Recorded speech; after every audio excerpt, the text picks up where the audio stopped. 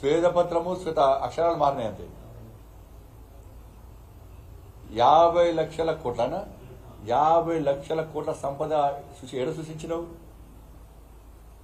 అది వీళ్ళు సంపాదించి పేస్తారు, కుటుంబం సంపాదించుకుంటారు. అందుకే దుబాయ్లో మస్కట్లో పోయి పెట్రోల్ పెట్టినట్టు పోయి.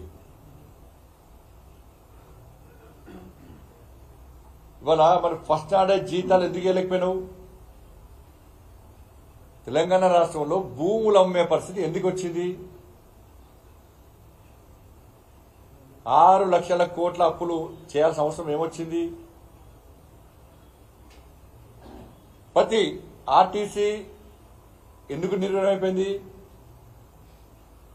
డిస్కమ్లు ఎందుకు డీలా పడుతున్నాయి? ఉద్యోగస్తులకు ఇలా ప్రమోషన్లు కానీ శాలరీస్ ఎందుకు ఇస్తలేరు? దళిత బంధువు అందరికి ఎందుకు ఇయ్యలే? 3 ఎకరాలు ఎందుకు ఇయ్యలే? పోడు భూముల పట్టాలు ఎందుకు ఇయ్యలే?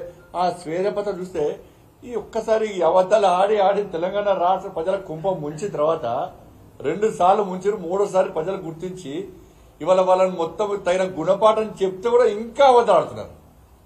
ఈ అవన్నీ ఎందుకంటే ఈ కొండగట్టుకు వెమ్లవాడకు పైసలు ఇచ్చినాడు ఆయన. కొండగట్టుకు వెమ్లవాడ అభివృద్ధికి పైసలు ఇచ్చినాడ. ఉన్న 5 కోట్ల రూపాయలు మనం తీసుకోవే ప్రయత్నం చేసిండు కామారెడ్డికి.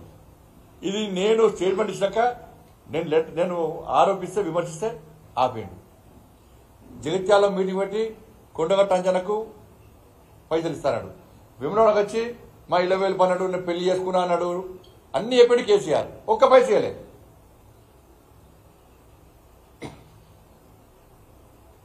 ఇవాళ వాళ్ళ శ్వేతపత్రం చూస్తే గ్రామాల అభివృద్ధికి నిధులు విడుదల చేసినాడు. చూపెట్టు, నేను చాలాసార్లు డిమాండ్ చేసిన. నువ్వు ఇలా శ్వేతపత్రం విడుదల చేసినావు, చలో డీటెయిల్ రిపోర్ట్. ఇలా గ్రామాలు వైకుంఠ ధామాలు మీ ముఖాలకి వైకుంఠ ధామాల పైసలు ఎవరిచ్చో తెలియదు మీకు. వైకుంఠ ధామాల పైసలు ఎవరి? 14th 15th ఫైనాన్స్ పైసలు ఎవరి? కేంద్ర ప్రభుత్వం నేరుగా గ్రామ పంచాయతీలు నిలిస్తే మీ అయ్య దొంగ సంతకాలు సర్పంచ్లను బెదిరించి దొంగ సంతకాలు పెట్టించి ఇలా డైవర్ట్ చేసిండు. గ్రామ పంచాయతీలకు నిధులు విడుదల చేస్తే సర్పంచులు కూలీలుగా మారే పరిస్థితి ఎందుకు వచ్చింది? సర్పంచులు ఆత్మహత్య చేసుకునే పరిస్థితి ఎందుకు వచ్చింది? ఇలా గ్రామాల సర్పంచులు మోడీ గారే శబాష్ అనే పరిస్థితి ఎందుకు వచ్చింది? మీ అయ్యకు వ్యతిరేకంగా, నీ ప్రభుత్వానికి వ్యతిరేకంగా, మీ పార్టీకి వ్యతిరేకంగా గ్రామ పంచాయతీ సర్పంచులు ఫోన్లలో మాట్లాడుకున్న సంభాషణలు నీకు ఇవ్వలేదా? మరి నేషనల్ హైవే పైసలు కూడా వాళ్ళే ఇచ్చిరాడ. నేషనల్ హైవే పైసలు కూడా వాళ్ళే ఇచ్చిరాడ.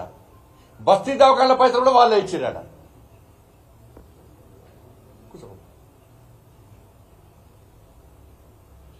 కార్పొరేషన్ల పైసలు కూడా వాళ్ళే ఇచ్చిరాడ. ఏకగ్రీవంగా గెలిచిన సర్పంచ్ల పైసలు ఇవ్వలే, నువ్వు గ్రామ పంచాయతీల పైసలు ఇవ్వలే.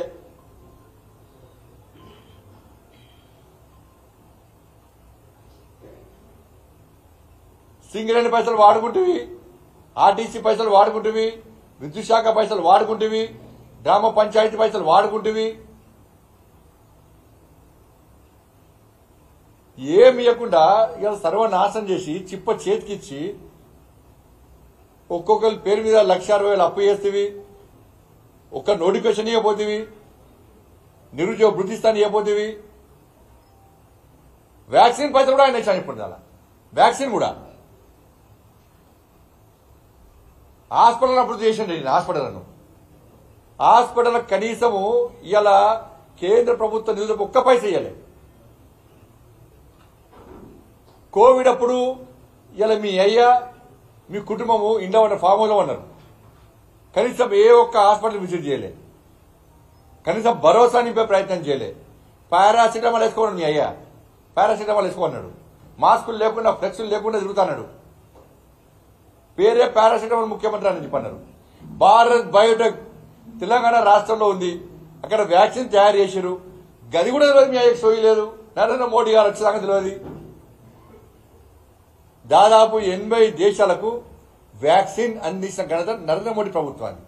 ఈ తెలంగాణ రాష్ట్రంలో పేదలకు ఉచితంగా వ్యాక్సిన్ అందించిన ఘనత నరేంద్ర మోడీ ప్రభుత్వాన్ని. కేంద్ర ప్రభుత్వ నిధులు మొత్తం కూడా వాళ్ళే ఇచ్చినట్టు ఇలా ఆ శ్వేతపత్రం విడుదల చేస్తే నవ్వుకుంటున్నారు.